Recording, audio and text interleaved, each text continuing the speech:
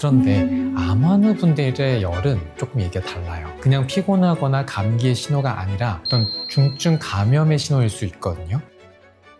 원장님, 요즘 커뮤니티나 댓글 보면 이런 글들이 진짜 많더라고요. 결국 다 같은 문제인 것 같아요. 지금 쉬어야 하는 시점인지 의료진과 상의해야 하는 타이밍인지 이 기준이 애매하니까 다 불안해하시는 것 같아요.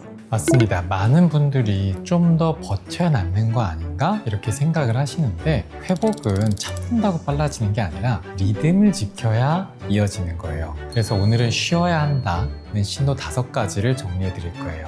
단 이 영상은 자가 진단용이 아니고 의료진과 상의하는 타이밍을 앞당기기 위한 기준으로 봐주시면 좋겠습니다. 좋습니다. 그럼 오늘은 쉬어야 한다 신호 5가지 바로 들어가 볼게요.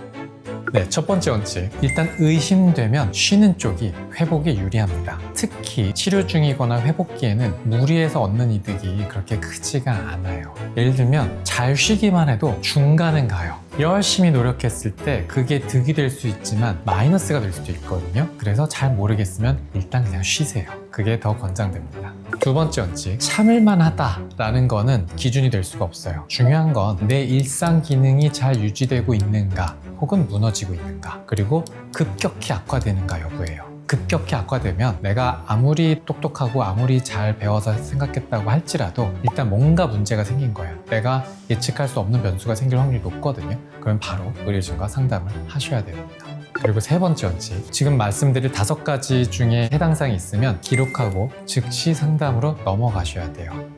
원장님, 열은 좀 쉬면 내려가겠지 하고 넘기는 분들이 정말 많거든요. 일반적으로 왜 우리 감기 걸렸을 때 약 먹으면 일주일, 안 먹으면 7일 뭐 이런 표현 있잖아요. 그래서 일상적인 열을 그냥 놔두면 좋아지는 걸로 생각하시는 경우가 많이 있는데, 뭐 일반적인 감기라면 그 얘기가 맞아요. 그런데 암 환우분들의 열은 조금 얘기가 달라요. 내가 어떤 치료기나 혹은 회복기에 열이 나면 그냥 피곤하거나 감기의 신호가 아니라 어떤 중증 감염의 신호일 수 있거든요. 특히 항암 치료 중이거나 면역력이 떨어진 상태에서는 훨씬 더 조심하셔야 돼요. 그러면 그 기준이 도대체 뭐예요? 라고 생각하실 수 있는데, 첫 번째, 38도 전후로 열이 오르거나 아니면 오한, 막 춥고 떨리고 이런 게 동반되거나 아니면 열이 반복되면서 급격히 컨디션이 떨어지면 이거는 더 이상 버티거나 참을 게 아니고 일단 쉬셔야 되고 기록하고 빠른 시간 내에 의료진과 상의하시는 게 훨씬 더 안전합니다.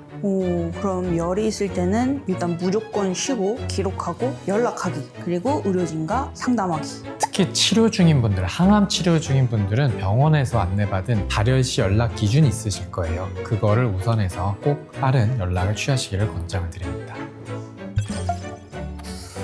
이거는 좀 무섭죠. 어디까지가 컨디션이고 어디까지가 위험 신호인지. 핵심은 새로 생겼는지 여부예요. 그리고 갑자기 심해졌는가, 즉 평소보다 숨이 차다, 가슴이 답답하다, 아니면 가벼운 평소의 일상적인 움직임에도 갑자기 호흡이 이상하게 무너진다, 내지는 불편하다, 이런 변화가 생기면 이거는 이 상태에서 무리해서 움직이는 순간 이건 회복이 아니라 안전의 문제가 되거든요. 그래서 이럴 땐 절대로 집에서 억지로 버티지 마시고 의료진과 꼭 상의하셔서 방향을 잡으시는 게 맞습니다.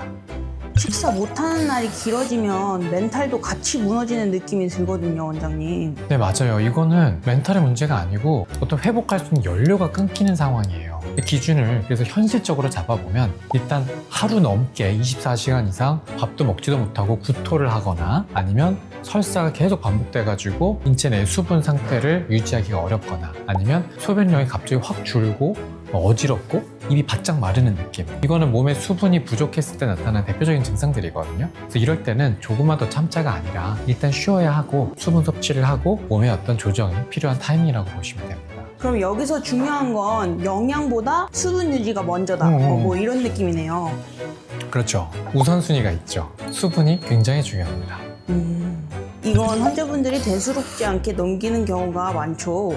네, 치료 과정에서 혈소판이나 혈액 수치 변화가 생길 수 있어서 평소와 다르게 멍이 쉽게 들거나 잇몸, 코피가 잦게 생기거나 아니면 작은 출혈들이 오래 지속되면 이거는 단순한 컨디션의 문제가 아니고 의학적으로 꼭 확인해야 할 신호입니다. 그래서 판단 기준은 간단한데요. 최근에 특별히 부딪힌 기억이 없는데 멍든 데가 자꾸 늘어난다. 그리고 또 하나는 코피, 내진 잇몸 이런 어떤 점막 조직에서 출혈이 자꾸 반복이 된다. 어디 한번 상처가 나서 피가 났는데 이게 잘 멈추지 않는다. 그럼 이거는 이제 혈소판이나 이런 게 적어졌거나 기능을 못 한다는 얘기거든요. 그래서 이럴 때는 절대 무리하시면 안 되고 과도한 실체 활동 피하셔야 되고 우선 휴식 안정 취하시고 바로 의료진과 상의하시는 게 맞습니다.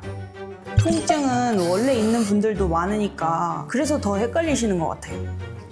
그래서 저는 통증의 강도보다 통증의 어떤 성격 변화를 보라고 말씀을 많이 드리거든요. 예를 들어서 원래 내가 있던 통증인데 갑자기 패턴이 바뀌었다. 어떤 시간대라든가 강도라든가 양상이 많이 바뀌면 이거 뭔가 내 몸에 변화가 생긴 거거든요. 그리고 참을 만한 통증이었는데 수면을 깨울 정도로 바뀌었다. 그리고 특정 부위가 갑자기 붓거나 열감이 동반이 된다. 이런 것들은 몸이 정말 쉬어야 된다고 강하게 신호를 주는 거니까 꼭 휴식을 취하시고 좀 적극적인 대처를 하시는 게 좋습니다. 이럴 땐 진통제로만 덮지 마시고 일단 기록해두고 의료진과 상의하셔서 정확한 원인을 확인하셔야 됩니다. 그럼 원장님, 시청자분들이 오늘 내용 적용할 때 딱 3가지만 기억하면 뭐가 좋을까요? 3가지로 딱 정리해드릴게요. 첫 번째, 기록하세요. 항상 이 습관을 들이셔야 됩니다. 체온, 수면, 식사. 식사는 이제 식사량 내지는 소화되는 거, 그리고 수분이 부족해진 증상 아까 말씀드렸죠. 그리고 대소변의 변화, 그리고 통증 변화 이런 것들을 꼼꼼히 기록을 하시면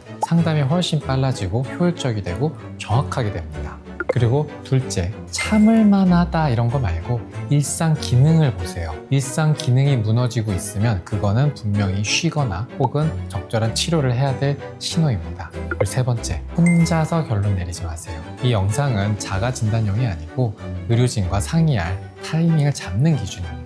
회복은 어떤 거창한 비법보다 무리하지 않는 선택을 반복하는 것에서 만들어집니다. 치료 중이신 분들은 특히 안전 기준을 가장 우선으로 두시고 조금이라도 애매하면 꼭 의료진과 상의하셔서 방향을 잡으시면 좋겠습니다. 시청해주셔서 감사합니다.